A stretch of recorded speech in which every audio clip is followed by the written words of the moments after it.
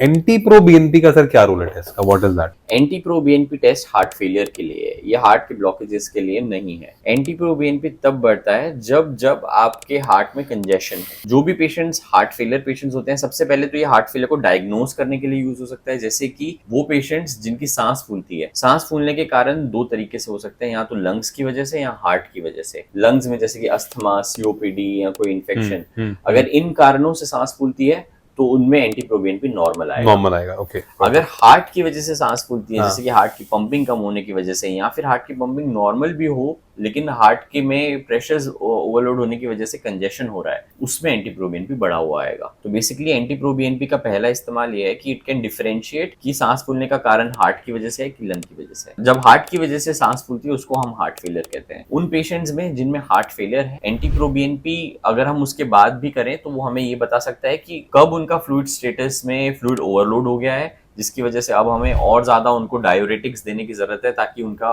Fluid urine के रास्ते निकले। इस बारे में भी एंटी प्रोबीएनपी इंफॉर्मेशन दे सकता है। जब एंटी प्रोबीएनपी नॉर्मल आ जाए हार्ट फेलियर वाले पेशेंट में, तो वो हमें बताता है कि अब इनका फ्लूइड स्टेटस नॉर्मल हो गया, अब इनको फ्लूइड ओवरलोड नहीं है।